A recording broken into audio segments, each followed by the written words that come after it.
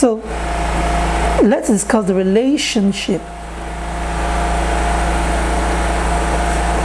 between the vertical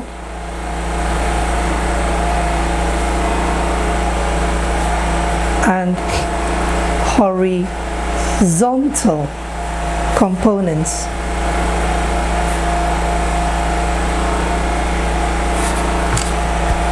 of the Earth's magnetic field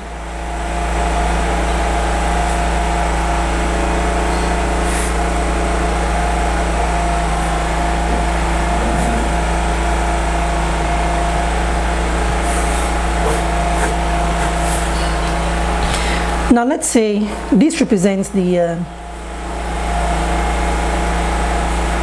horizontal component of the Earth's magnetic field. I know the horizontal component, like we said earlier, is B cos theta. And let's say this one represents the vertical. V equals B sine theta. Now, using the addition of vectors, of course, this is the same thing as this. So here it's also going to be V equals B sine theta. So this, let's say this is the angle between the two of them, theta here.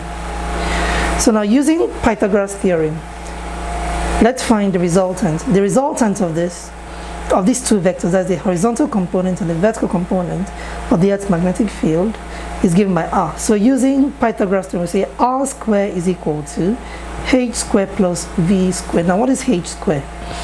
H squared is B cos square theta, of course, B squared cos square theta, plus V squared is what? B squared sine square theta. Now if you collect like a common factor, we have R squared is equal to B squared bracket sine square theta plus cos square theta. Now remember that sine square theta plus cos square theta is equal to 1. And this is coming from, what do you call it? This is from trig ratios. Trigonometric ratio, sorry, identity. I'm going to be showing you how that is true in a moment. So this becomes, R becomes B squared multiplied by 1, because the whole of this becomes 1, and that means we have R squared is equal to B squared.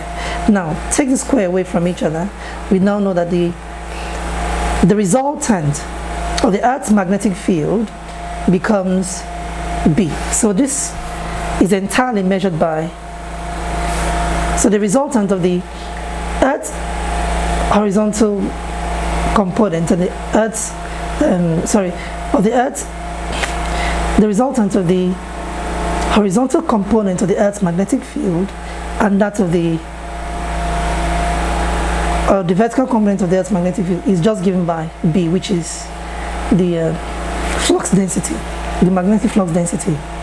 Just be like that. So that's what it is. Now let's find the direction of this resultant. From here you can see that this is the opposite part of the triangle and this is the adjacent. Now tan theta becomes opposite, which is V, all over adjacent, which is H. So that means the relationship between the vertical component and the horizontal component is going to be H is equal to V over tan theta, or we can say V is equal to H tan theta. So this is the relationship between both the horizontal component and the vertical component. Any one of these equations is fine. Now, you know, I told you something about sine square theta plus cos square theta being 1. So let's try to find why that is the case. So let's imagine a right angle triangle like this. A right angle triangle like this. So here is A, B, and here is C. That is the hypotenuse side is C. And then here we have theta. Now sine theta will become A all over C. Cos theta will be what? B all over C. And tan theta will be A all over B.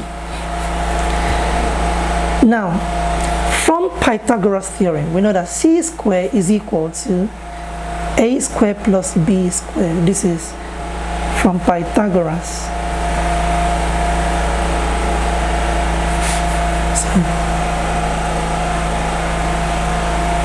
Theorem.